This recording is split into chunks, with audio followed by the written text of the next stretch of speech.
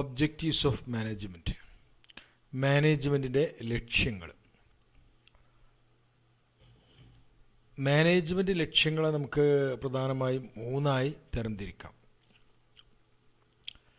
ഒന്ന് organisational objectives, രണ്ട് social objectives, മൂന്ന് പേഴ്സണൽ ഒബ്ജക്റ്റീവ്സ്. ഓർഗനൈസേഷണൽ ഒബ്ജക്റ്റീവ്സ് എന്ന് പറഞ്ഞാൽ സ്ഥാപനപരമായ ലക്ഷ്യങ്ങൾ. സോഷ്യൽ ഒബ്ജക്റ്റീവ്സ് പറഞ്ഞാൽ സാമൂഹികപരമായ ലക്ഷ്യങ്ങൾ. പേഴ്സണൽ ഒബ്ജക്റ്റീവ്സ് പറഞ്ഞാൽ വ്യക്തിപരമായ ലക്ഷ്യങ്ങൾ. അപ്പോൾ ഒരു മാനേജ്മെൻറ്റ് ഒരു ബിസിനസ് സ്ഥാപനത്തിൻ്റെ ഈ മൂന്ന് ലക്ഷ്യങ്ങളും ഒരുമിച്ച് മുന്നോട്ട് കൊണ്ടുപോകണം. ഓർഗനൈസേഷണൽ ഒബ്ജക്റ്റീവ്സ് എന്ന് പറയുമ്പോൾ എക്കണോമിക് ഒബ്ജക്റ്റീവ്സ് ആണ്. അത് മാനേജ്മെൻറ്റ് എക്കണോമിക് സാമ്പത്തികപരമായ ലക്ഷ്യങ്ങളാണ്. Objectives set by management for the organisation are called organisational objectives. The elements of economic objectives are survival, profit and growth. അപ്പോൾ സ്ഥാപനത്തിന് വേണ്ടി, ബിസിനസ് സ്ഥാപനത്തിന് വേണ്ടി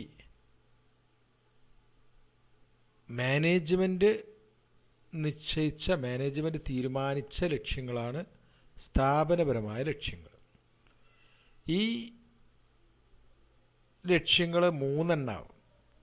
സ്ഥാപനത്തിൻ്റെ നിലനിൽപ്പ്, സർവൈവൽ എന്ന് പറഞ്ഞാൽ നിലനിൽപ്പ്, പ്രോഫിറ്റ് ലാഭം, ആൻഡ് ഗ്രോത്ത് വളർച്ച.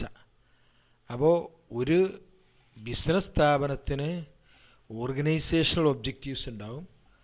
ഈ ഓർഗനൈസേഷണൽ ഒബ്ജക്റ്റീവ്സ് മൂന്നെണ്ണാണ്: സർവൈവൽ, പ്രോഫിറ്റ്, ഗ്രോത്ത്. നിലനിൽപ്പ്, ലാഭം, വളർച്ച.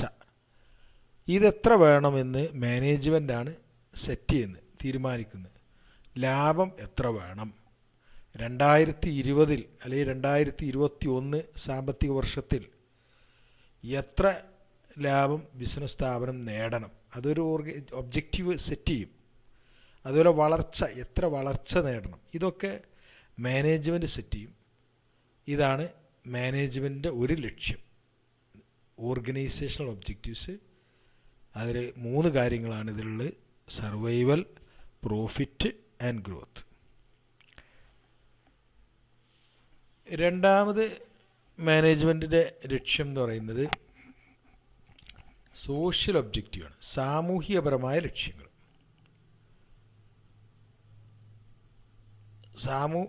സാമൂഹികപരമായ ലക്ഷ്യങ്ങൾ പറഞ്ഞാൽ സമൂഹത്തിൻ്റെ വെൽഫെയർ,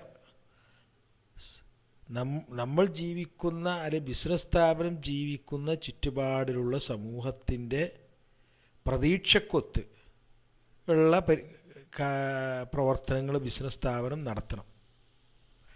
ഇപ്പോൾ ഒരു ന്യായമായ വിലക്ക് നല്ല നിലവാരമുള്ള ക്വാളിറ്റിയുള്ള സാധനങ്ങൾ ലഭ്യമാകുക, കൺസ്യൂമേഴ്സിന് ലഭ്യമാക്കുക എന്നുള്ളത് ഒരു സോഷ്യൽ ഒബ്ജക്റ്റീവിൻ്റെ ഭാഗമാണ്, സാമൂഹ്യമായ ലക്ഷ്യമായിട്ട് കണക്കാക്കാം. അതുപോലെ തന്നെ ലാഭം വർദ്ധിപ്പിക്കാൻ വേണ്ടി അൺഡിസൈറബിൾ ആക്ടിവിറ്റീസ്, അൺഡിസൈറബിൾ എന്നാൽ നമ്മൾ നല്ലതല്ലാത്ത, ഹിതകരമല്ലാത്ത പ്രവർത്തനങ്ങൾ ലാഭം വർദ്ധിപ്പിക്കാൻ വേണ്ടി മാനേജ്മെൻറ്റ് ചെയ്യരുത്. അതൊരു സോഷ്യൽ ഒബ്ജക്റ്റീവ്സാണ്.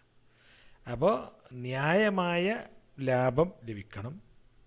ഈ ന്യായമായ ലാഭം ലഭിക്കുമ്പോൾ കൺസ്യൂമേഴ്സിന്, ഉപഭോക്താക്കൾക്ക് ന്യായമായ വിലക്ക് ക്വാളിറ്റിയുള്ള സാധനങ്ങൾ ലഭിക്കുകയും വേണം. അപ്പോൾ ഇതൊരു സോഷ്യൽ ഒബ്ജക്റ്റീവായി നമുക്ക് കാണാൻ കഴിയും. അപ്പോൾ മാനേജ്മെൻറ്റിൻ്റെ രണ്ടാമത്തെ ഒബ്ജക്റ്റീവാണ് സാമൂഹ്യപരമായ ഒബ്ജക്റ്റീവ്. ഓക്കെ, അടുത്ത് മൂന്നാമത്തെ objective personal objective. Personal objective പറഞ്ഞാൽ മാനേജ്മെൻറ്റ്, നമുക്കറിയാം, ഒരു ബിസിനസ് സ്ഥാപനം എന്ന് പറഞ്ഞാൽ ഒരുപാട് ആളുകൾ, ഒരുപാട് തൊഴിലാളികൾ, സ്റ്റാഫ് ആ ബിസിനസ് സ്ഥാപനത്തിലുണ്ടാകും.